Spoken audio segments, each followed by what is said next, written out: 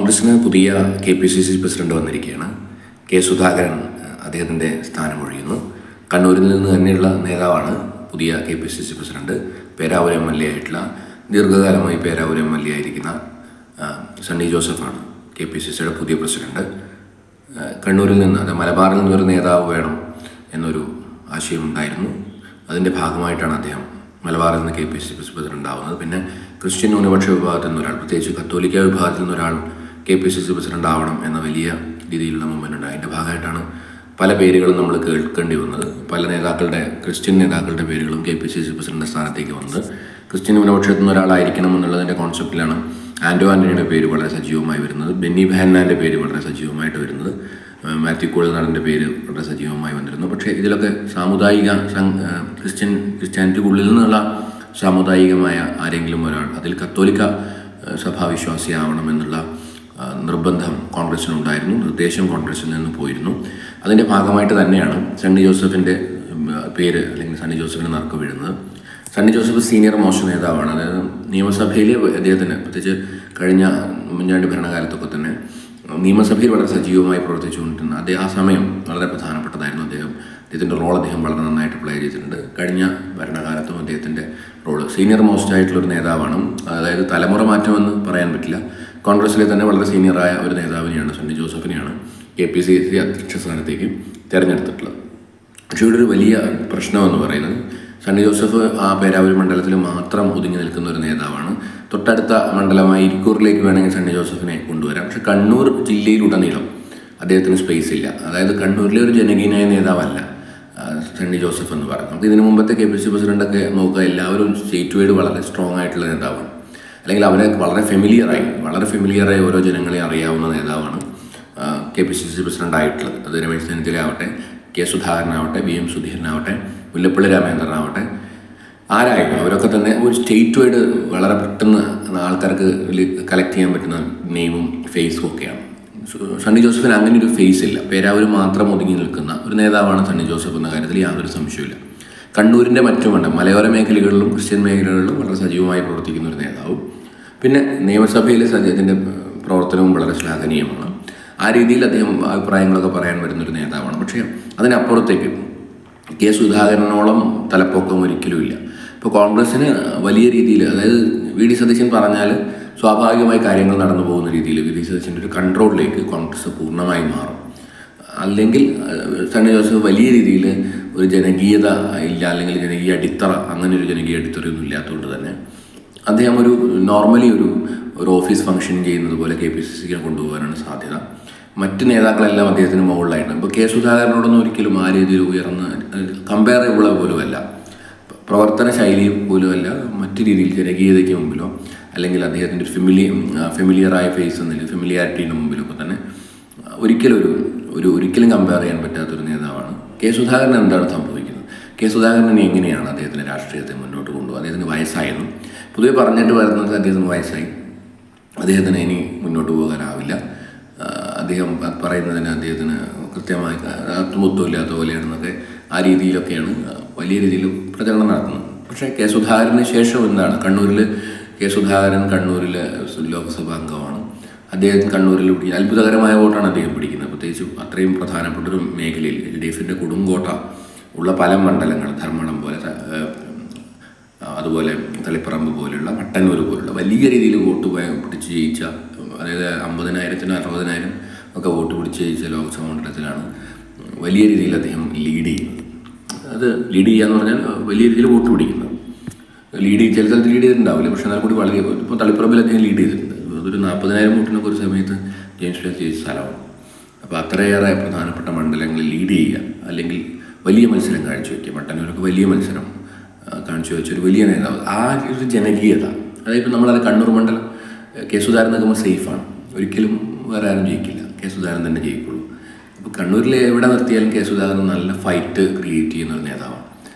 അതുപോലെ കേരളത്തിലുടനീളം കോൺഗ്രസ്സിന് കാണിക്കാവുന്ന ഒരു ഫേസ് കൂടിയായിരുന്നു കെ സുധാകരനെ വിളിക്കൂ, കോൺഗ്രസിനെ രക്ഷിക്കൂ എന്നുള്ള ബോർഡുകളൊക്കെ വന്നിട്ട് ഒരിക്കലും സണ്ണി ജോസഫിനെ ഒരിക്കലും ആ രീതിയിൽ കമ്പയർ ചെയ്യാൻ ഒരിക്കലും സാധിക്കില്ല. അദ്ദേഹം ഉയർന്നു വന്നാൽ കൂടി അദ്ദേഹത്തിനൊരു പ്രത്യേകത സ്റ്റാമ്പിംഗ് ഉണ്ട് എന്നുള്ളതാണ്. പേരാവൂരിൻ്റെ, അതായത് കണ്ണൂരിൻ്റെ മലയോര മേഖലയിൽ മാത്രം ഇൻഫ്ലുവൻസ് ഉള്ള ഒരു നേതാവിനെ കേരളത്തിലെ മുട്ടനീളമുള്ള ഒരു നേതാവാക്കി മാറ്റാനുള്ള ശ്രമം എനിക്ക് തോന്നുന്നില്ല ഫലവത്തം. അങ്ങനെ ഒരു പൊതു രംഗത്ത് വലിയ രീതിയിലുള്ള ചലനങ്ങൾ നടത്തിയ നേതാവല്ല. ചാനൽ ചർച്ചയിലൊക്കെ പണ്ട് ഇടയ്ക്ക് കാണാമെന്നല്ലാതെ ജനങ്ങൾക്ക് മുഴുവൻ അറിയാവുന്ന ഒരു നേതാവല്ല സണ്ണി ജോസഫ്. ആ ഒരു പരിമിതി കോൺഗ്രസിനെ സംബന്ധിച്ചിടത്തോളം ഉണ്ടാവും. അല്ലാതെ ഇപ്പോൾ തന്നെ കോൺഗ്രസിൻ്റെ ഒരു പ്രശ്നം എന്ന് പറയുന്നത് LDFിൻ്റെ നേതാക്കളോട് പിടിച്ചു നിൽക്കാൻ പറ്റിയ UDF നേതാക്കൾ കുറവാണ്. അതൊരു കോൺഗ്രസിൻ്റെ വലിയ ബലഹീനത. ഒരു പരിധി വരെ കെ സുധാകരൻ വരുമ്പോൾ, പക്ഷേ ഇപ്പോൾ കെ മുരളീധരൻ അല്ലെങ്കിൽ ഇപ്പോൾ മറ്റേതെങ്കിലും ബെന്നി ബെഹനാനടക്കമാണെങ്കിൽ കുറച്ചും കൂടി സ്പേസ് ഉണ്ട്. എൻ്റെ എനിക്ക് അതിനേക്കാൾ സ്പേസ് ഉണ്ടെന്ന് എനിക്ക് തോന്നുന്നു. അത്ര പോലും സ്പേസ് ഒരിക്കലും ഈ പറയുന്ന സണ്ണി ജോസഫിനില്ല. മലബാറിൽ നിന്ന് ഒരു നേതാവായിട്ട് സണ്ണി ജോസഫിനെ കണക്കാക്കുമെന്ന് ഞാൻ വിശ്വസിക്കുന്നില്ല. കാരണം ഒരു മലബാറുകാരോട് ചോദിച്ചാൽ സണ്ണി ജോസഫ് അദ്ദേഹത്തെ അറിയാം. ഇപ്പം കോഴിക്കോട് ജില്ലയിലേക്കൊന്നും പോയി കഴിഞ്ഞാൽ അറിയണമെന്നില്ല. കാസർഗോഡുകാർക്ക് പറഞ്ഞോളുന്നില്ല. കണ്ണൂർ ജില്ലയിൽ തന്നെ വലിയ രീതിയിൽ അദ്ദേഹം ഇൻഫ്ലുവൻസ് ഒന്നും ചെയ്തിട്ടില്ല.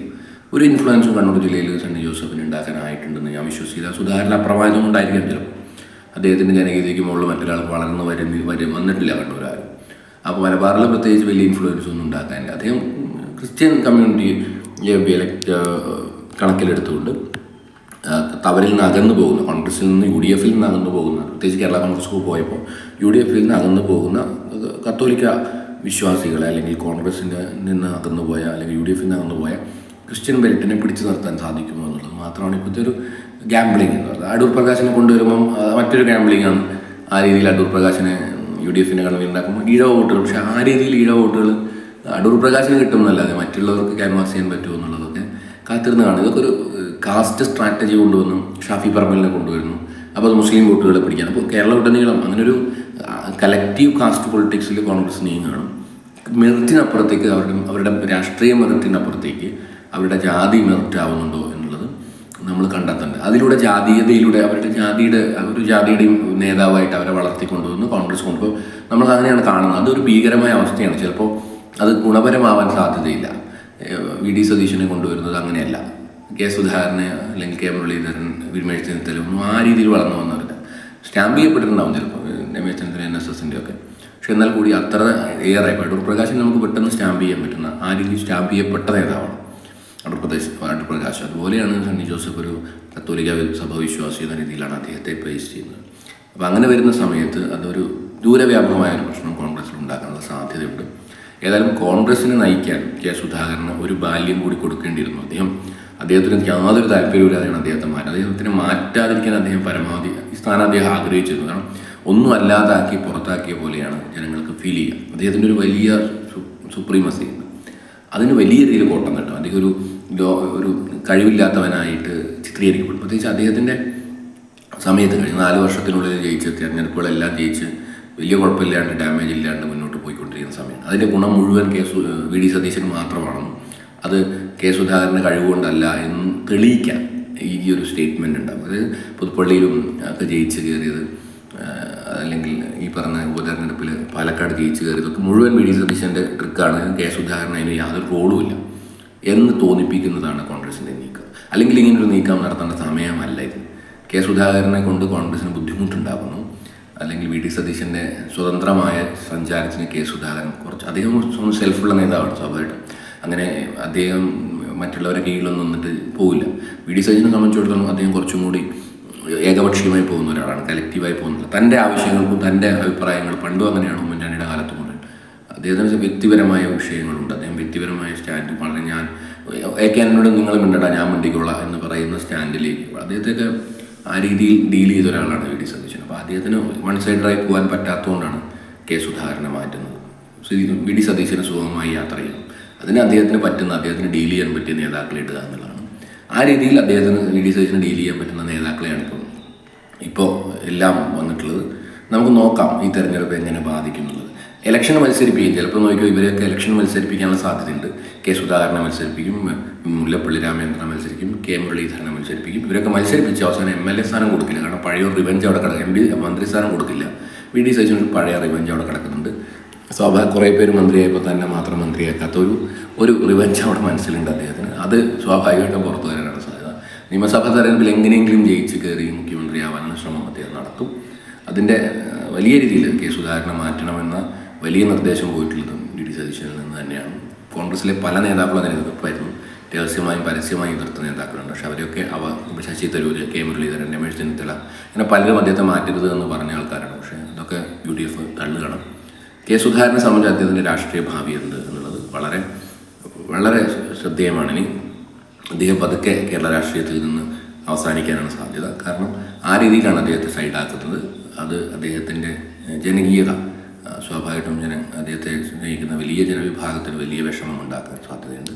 കോൺഗ്രസിലൊരു ഐക്യം അത് തകർക്കാനുള്ള സാധ്യതയുണ്ട്. വരുന്ന നാളുകളിൽ കേസ് സ്വാഭാവികമായി അദ്ദേഹത്തിൻ്റെ അനിഷ്ടം അദ്ദേഹം പ്രകടിപ്പിക്കാനുള്ള പൂർണ്ണമായ സാധ്യതയുണ്ട്. ഇപ്പോൾ അദ്ദേഹം ഇന്നലെ വാർത്താ സമ്മേളനം പോലും അദ്ദേഹം തിരിച്ചുകൊണ്ടൊന്നുമല്ല, അദ്ദേഹം സ്വാഭാവികത ഉണ്ടായിരുന്നില്ല. അദ്ദേഹം മാറ്റമൊന്നും ഒരിക്കലും പ്രതീക്ഷിച്ചിരുന്നില്ല. അപ്പോൾ അങ്ങനെ ഒരു പെട്ടെന്നൊരു തീരുമാനം കൊടുമ്പനെ വരുമ്പോൾ ഉണ്ടാകുന്നൊരു പ്രശ്നം അദ്ദേഹം അഭിമുഖീകരിക്കുന്നുണ്ടായിരുന്നു. സ്വാഭാവികമായിട്ടും നമുക്കൊരു നേതാവ് എന്ന രീതിയിൽ അദ്ദേഹത്തെ കരുവേപ്പില ഉപയോഗിക്കുന്ന പോലെ ഉപയോഗിച്ച് തള്ളി എന്ന് വേണം പറയാൻ. അദ്ദേഹത്തെ നിയമസഭാ തെരഞ്ഞെടുപ്പിലെങ്കിലും നിർത്താമായിരുന്നു. അത് അദ്ദേഹത്തോട് ചെയ്യേണ്ട ഒരു മര്യാദയായിരുന്നു കോൺഗ്രസ്. പക്ഷേ അത് കോൺഗ്രസ് ഒന്നുമില്ല. കോൺഗ്രസിനെ സംബന്ധിച്ച് അങ്ങനെ റിസ്ക് എടുക്കാൻ കോൺഗ്രസ് തയ്യാറില്ല. കെ സുധാകരനെ കൊണ്ട് ഡാമേജ് മാത്രമാണ് ഉണ്ടാകുന്നതെന്നാണ് അദ്ദേഹത്തിൻ്റെ വിലയിരുത്തൽ, അവരുടെ കോൺഗ്രസിൻ്റെ വിലയിരുത്തൽ. ഏതായാലും കെ സുധാകരൻ എന്ന നേതാവിൻ്റെ വലിയ രീതിയിൽ കോൺഗ്രസിനെ രക്ഷിക്കണമെന്നും സെമി കേഡർ സമ്പ്രദായം കൊണ്ടുവരണമെന്നൊക്കെ പറഞ്ഞ് മുന്നോട്ട് വന്ന കെ സുധാകരൻ എന്ന വലിയ നേതാവിൻ്റെ ദയനീയമായ പരാജയം ആണ് നമ്മളിപ്പോൾ കാണുന്നത്. അദ്ദേഹത്തെ കോൺഗ്രസ് പൂർണ്ണമായി തള്ളി മറ്റൊരാളെ കൊണ്ടുവരികയാണ്. കാത്തിരുന്ന് കാണാം എന്തായിരിക്കും കെ സുധാകരൻ്റെ രാഷ്ട്രീയ ഭാവി എന്ന്.